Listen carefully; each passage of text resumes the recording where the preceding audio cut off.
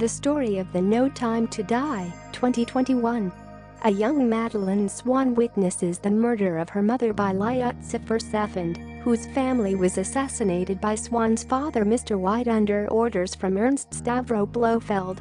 Swann shoots Safand, but he survives and rescues her when she falls through a frozen lake. In the present, after the arrest of Blofeld, Swann is in Matera with James Bond.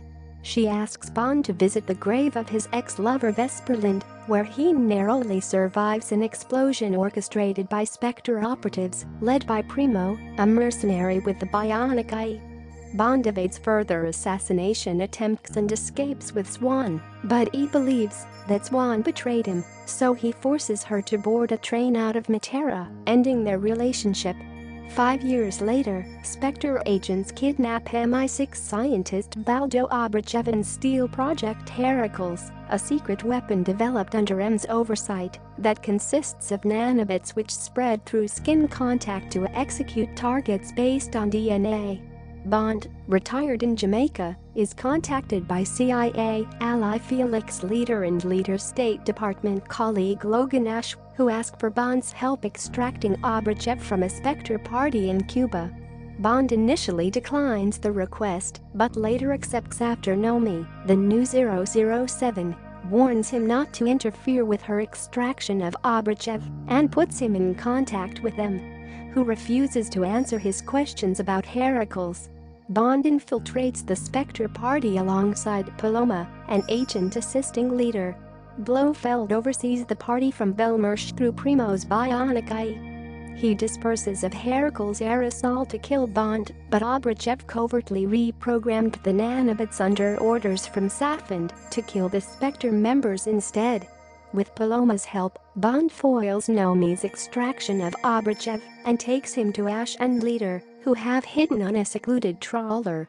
Ash, secretly working for Safand, shoots Leiter and flees with Obruchev after triggering explosives. Leiter dies of his wound, and Bond escapes the sinking ship. Bond returns to London, reuniting with former MI6 colleagues. He seeks to interrogate Blofeld for information about Obruchev's employer, but Blofeld reportedly only speaks to his psychiatrist, Swann. Safand privately coerces Swann into infecting herself with Heracles to assassinate Blofeld. Bond meets Swann in Belmarsh and unknowingly infects himself with Heracles by touching her. Swann leaves after becoming too distressed to confront Blofeld, who confesses to Bond that he planned the explosion at Vesper's grave to make Bond believe that Madeleine betrayed him. Enraged by this, Bond briefly strangles Blofeld, unknowingly allowing the nanobits to kill him. Bond tracks Swann to her childhood home in Norway, where the two reconcile. He meets Swann's 5-year-old daughter Mathilde, who Swann insists is not his child. Swann shares intelligence that her father gathered about Safand, including details about his island headquarters. The next morning, MI6 alert Bond that Ash is approaching his location. After a chase leads into a nearby forest, Safand abducts Swann and Mathilde, while Bond defeats Safand's thugs and avenges Leiter by killing Ash. Bond and Naomie rendezvous with Q on a military transport aircraft. After being briefed and outfitted, the pair use a submersible glider to infiltrate Safand's headquarters, a missile base in the Sea of Japan that has been converted into a nanobit factory for Obruchev to mass-produce Heracles for the black market. Naomie kills Obruchev by kicking him into a pool of acid. Bond confronts Safand, who flees with Mathilde but later releases her. Swann escapes from Primo and reunites with Bond and Mathilde. Naomie escorts Swann and Mathilde off the island, while Bond stays to open the blast-resistant silo doors. He kills Safand's remaining men, including Primo, and calls in a missile strike from HMS Dragon to destroy the factory.